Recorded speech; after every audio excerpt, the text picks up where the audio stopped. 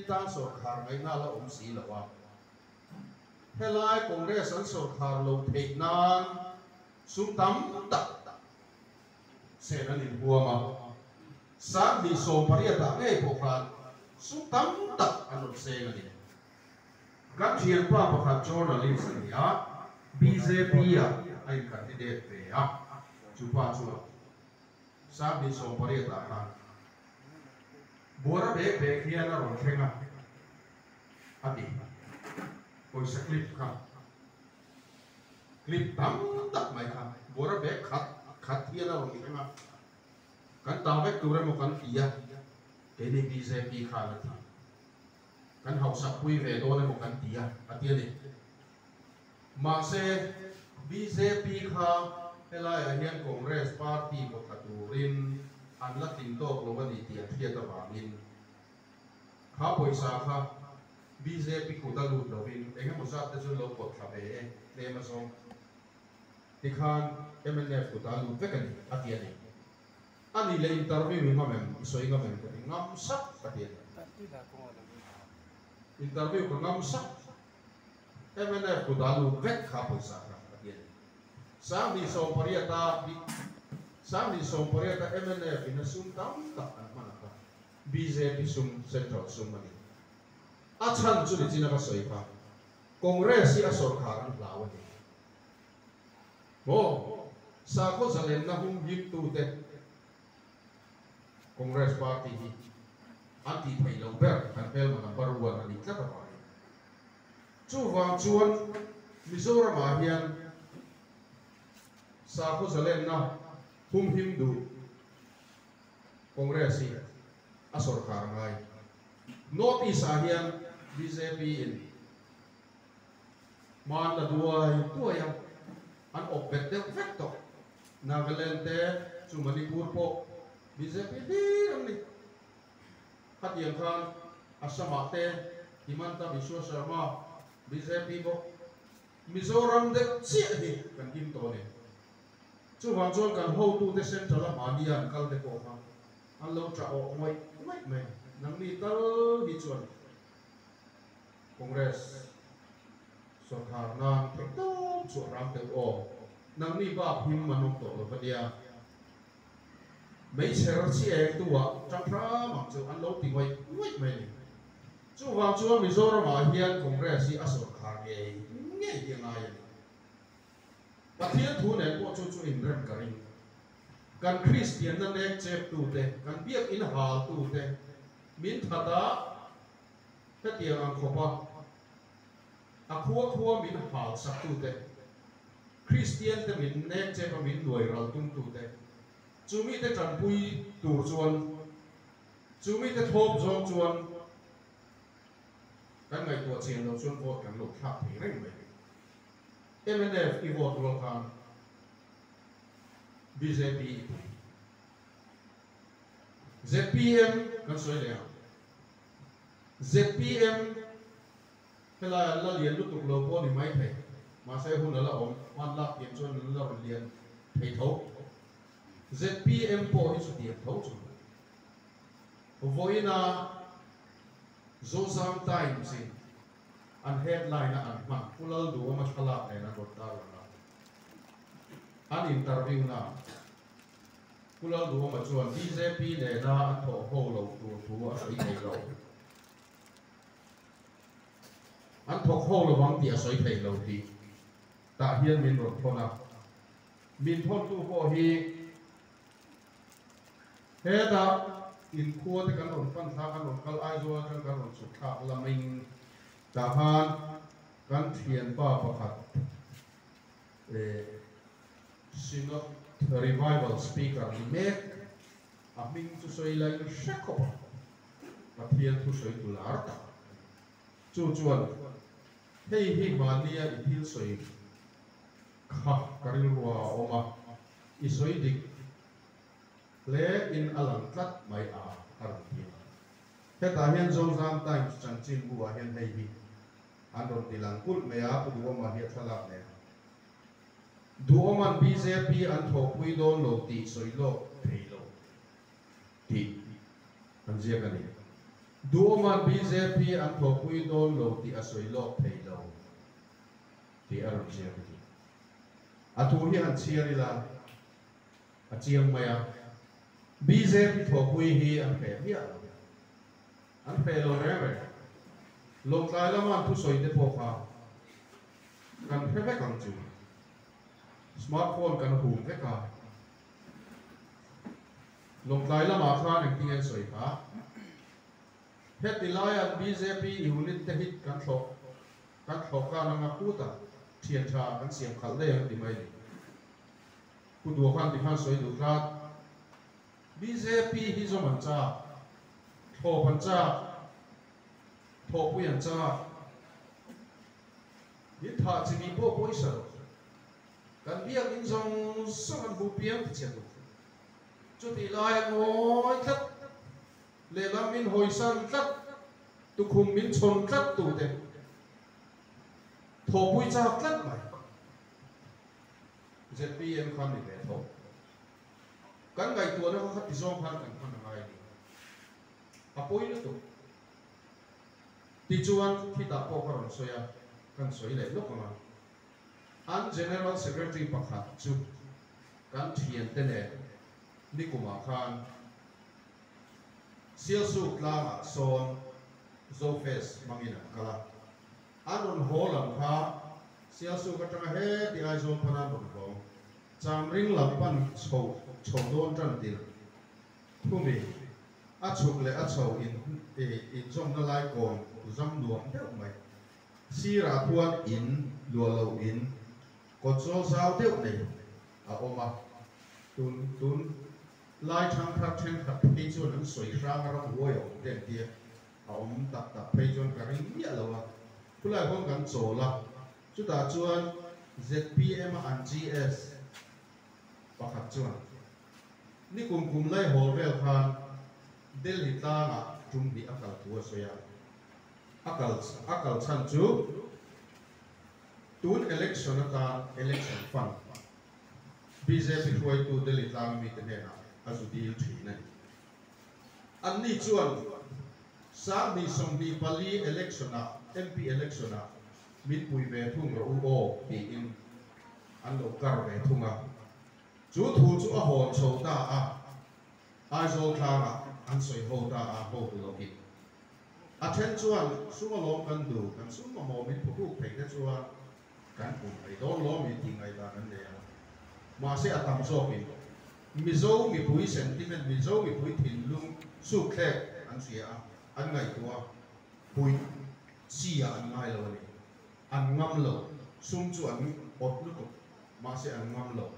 chu tianga in khap mek lai chuan thila kal so se in thana nai to sia ti chuan mani khan pu du o ma hi le la ma BJP thoi tu pakhat ne go ti ya kal ni tla ta piat na kan le ta a ti chuan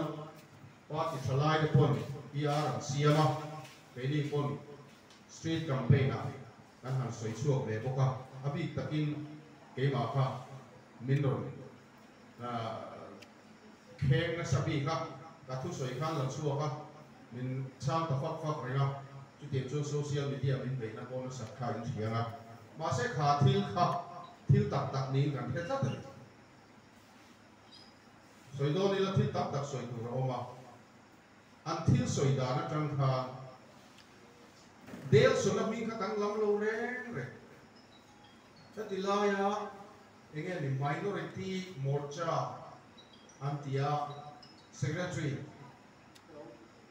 kami minority morcha secretary ka pasari ano mali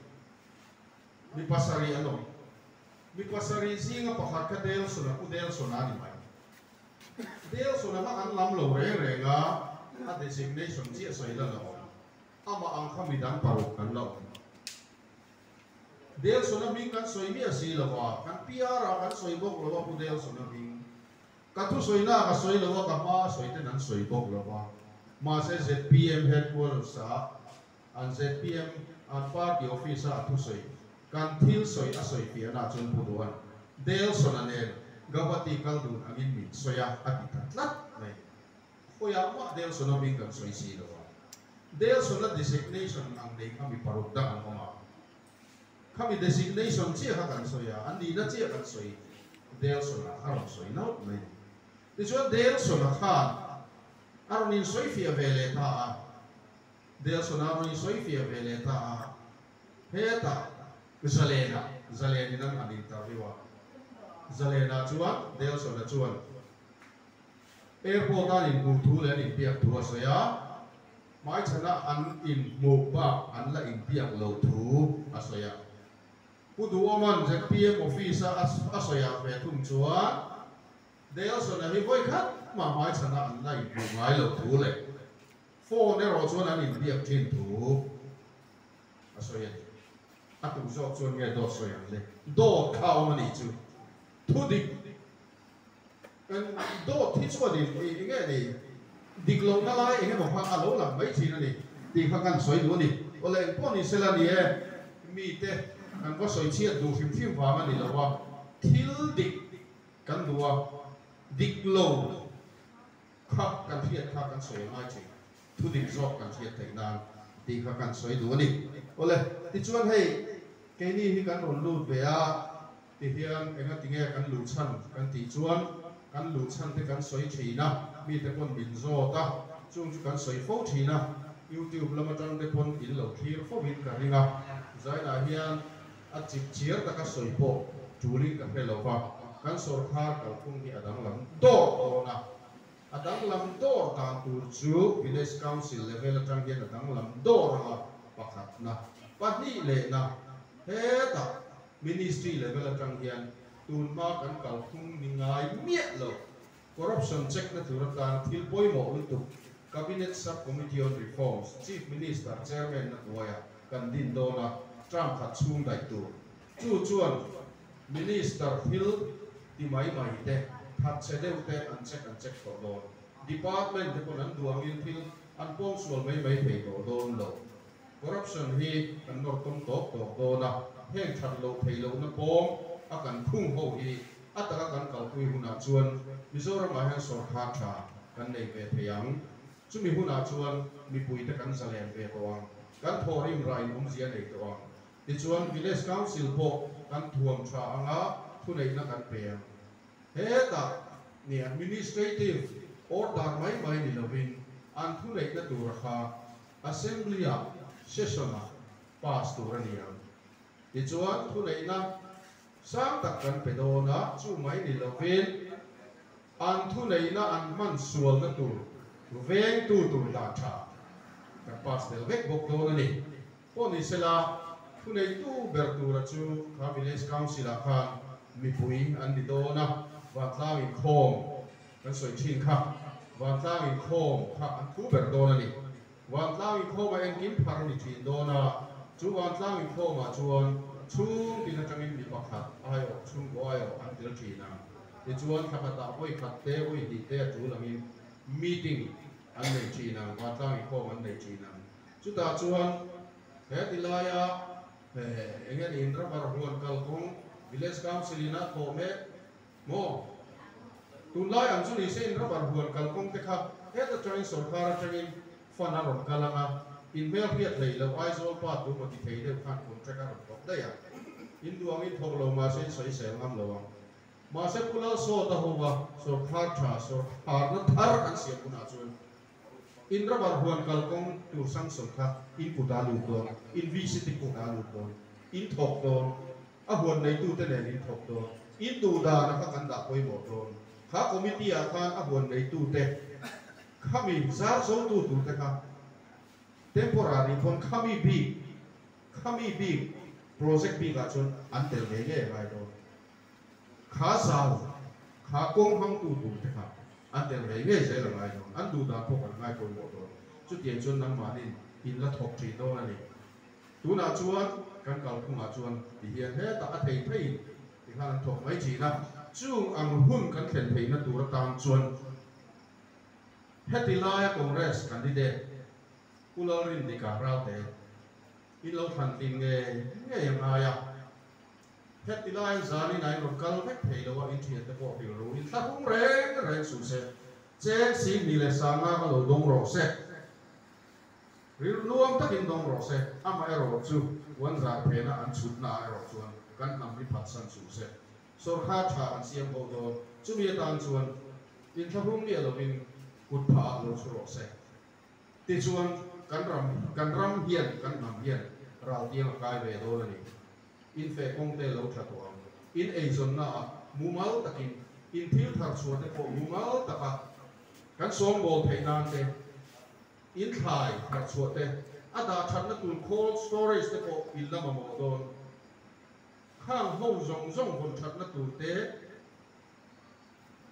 chung te ko chu trang tui na hian te vet do na in tan kan tan thei tok chuin ma la ho vela zaina hian in thian te hela ron kal cha oi ngoi ron kal ngam lo oi thakung ta khala om me ke no in thakung su se kan ka thiam lu to sing hi sa la ko ta kin lo dong se an ta tu ran chan ko la ni ta ma ro chu a ho ta ro chuan ram phat san su se kan ham mi phat san su se put pha lo ho nge nge chu ti kha ko takin kan soi du ni zaina hian zo na le sa na ang zong ten in ko tai la aplo thak to ni ka ti a e ma ni lam ina sa mon chiama an soi wak wak ka e ni ai ma thil khe zo te ko in on ya tin in du du min zo tu la kan cha the ang chin chin he kan ho tu te ma an ni hian an cha nga ke pon ka ron cha the te ko mai ta ya chu tiang chuanin hun kha lok kha ta ka lok ta dan khan ta the be se la cha fa te chin ha ka soi te ni se la ma cha ka lo me